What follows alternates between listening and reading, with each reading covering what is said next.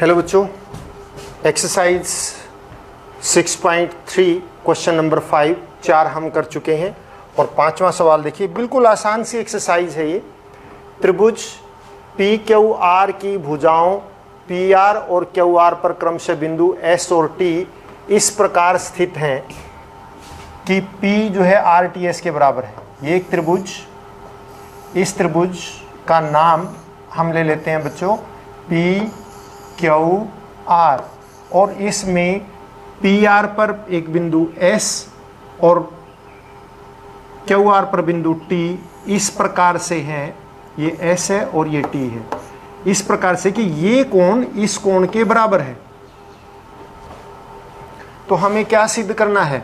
हमें ये सिद्ध करना है कि त्रिभुज पी क्यू, ये आर पी क्यू जो त्रिभुज है, आर पी क्यू यानी बड़ी त्रिभुज, और आर टी एस ये छोटी त्रिभुज, ये दोनों आपस में समरूप हैं। तो हल देखिए, बिल्कुल आसान। त्रिभुज आर पी क्यू तथा त्रिभुज आर टी एस में कोण P बराबर है कोण आर टी एस दिया है, ये हमें दे रखा है, और कोण R बराबर है कोण R उभयनिष्ठ। और दो त्रिभुजों में अगर दो कोण बराबर हो जाएं तो वो त्रिभुजें समरूप होती हैं। इसलिए त्रिभुज आर पी क्यू समरूप त्रिभुज आर टी एस। कौन सी समरूपता लगी? कोण कोण यानी ए समरूपता। इस प्रकार ये समरूप हो गई। ठीक इसी प्रकार से आप देखिए, बिल्कुल आसान छठा सवाल। ये हमें एक आकृति दे रखी है और इस आकृति में क्या दिया हुआ है? त्रिभुज ए बी ई और त्रिभुज ए सी डी दोनों सर्वांग सम हैं, और हमें ये सिद्ध करना है कि ADE और यानी ये छोटी त्रिभुज ऊपर ADE और पूरी त्रिभुज ABC समरूप है। तो आप देखिए हल, इसमें बिल्कुल आसान सा सवाल। त्रिभुज ABE सर्वांग सम त्रिभुज ACD दिया है, और सर्वांग सम त्रिभुजों के संगत भाग या भुजाएं हमेशा क्या होती है बच्चों? बराबर होती हैं।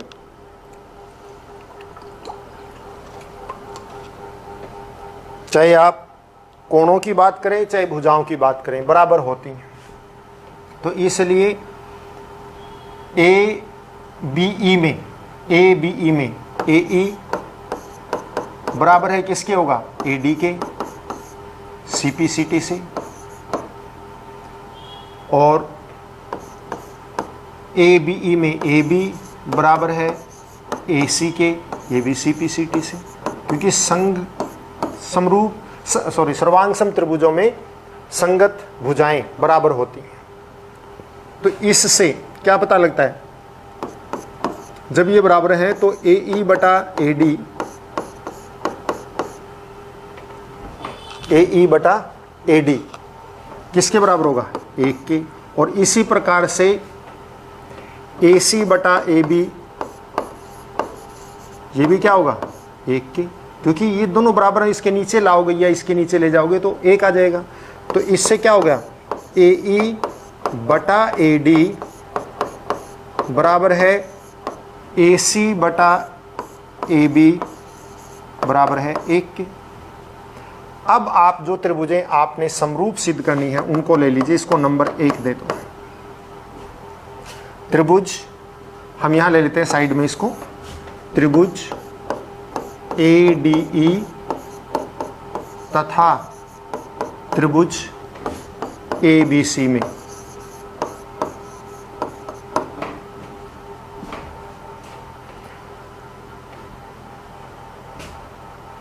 आप यहां देखिए AE बटा AD, इस त्रिभुज की ये दोनों भुजाएं समरूप हैं, मतलब इनका अनुपात बराबर, और AC बटा AD ये भी है। आप इसको यूं भी तो लिख सकते हैं, आप इसको यूं भी लिख सकते हैं ना, AE बटा AC बराबर है AD बटा AB। मतलब ये उधर चला गया, ये इधर चला गया, ये भी तो हो सकता है। तो इसलिए आप इसको नंबर 1 दे दीजिए, इसकी आवश्यकता नहीं है। तो इस नंबर 1 आप देखिए AE बटा AC बराबर है AD बटा AB, यानी कि ADE त्रिभुज में AE और इसमें AC, इसमें AD और इसमें AB, ये अनुपात बराबर है समीकरण 1 से।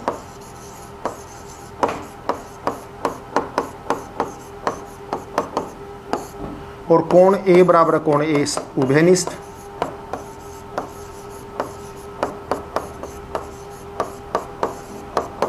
यानी दो भुजाएं अनुपातिक हैं और बीच का कोण बराबर है, इसलिए क्या हो गया, त्रिभुज ADE समरूप त्रिभुज ABC SAS समरूपता।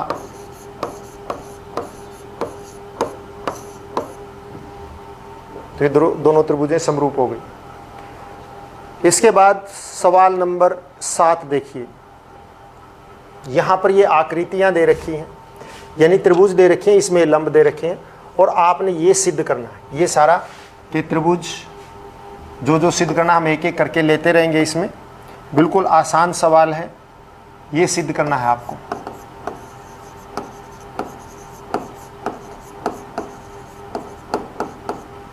सबसे पहले देखिए त्रिभुज AEP, हल देखिए इसमें,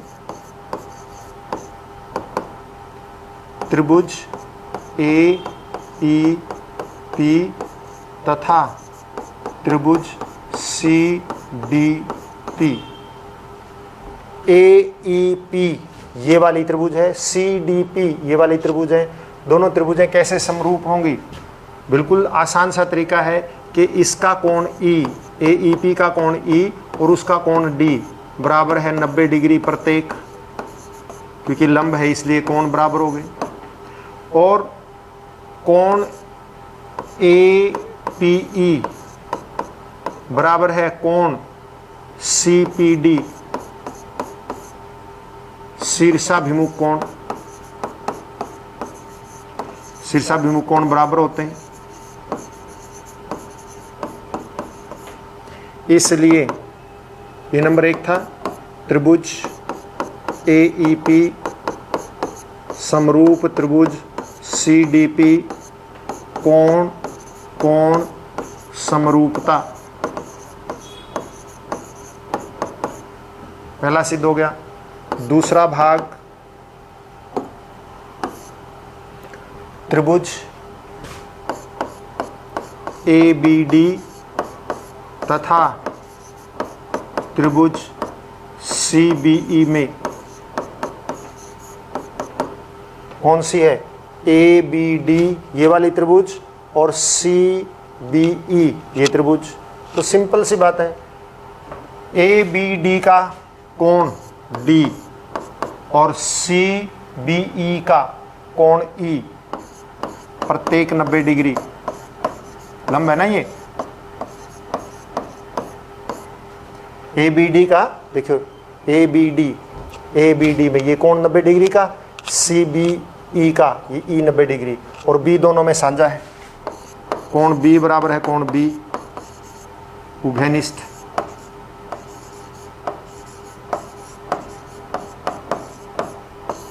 इसलिए त्रिभुज ABD समरूप त्रिभुज CBE कोण समरूपता से दोनों त्रिभुजें समरूप। दूसरा हो गया। अब तीसरा लीजिए, तीसरे में क्या है? AEP ये त्रिभुज और कोण ABD AEP यानी कि ये वाली और ABD यानी इसमें कोण ए तो साझा हो गया और ये दोनों कोण 90 डिग्री के। तो त्रिभुज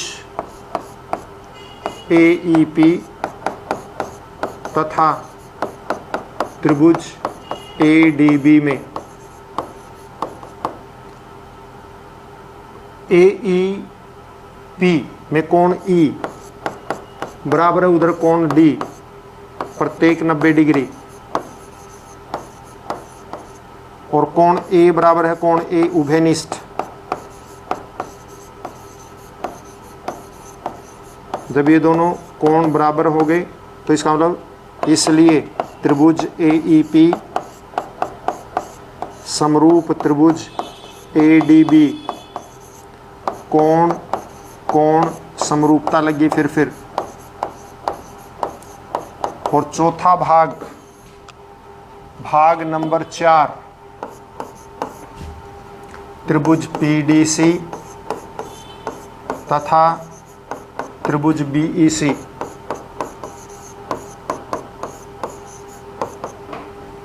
PDC कौन सी है? ये रही PDC और BEC। इसमें आपको स्पष्ट दिख रहा है कि इसका कोण ये 90 डिग्री का, इसका कोण ये 90 डिग्री का और C उभयनिष्ठ है। तो आप PDC में कोण D बराबर है BEC में कोण E प्रत्येक 90 डिग्री,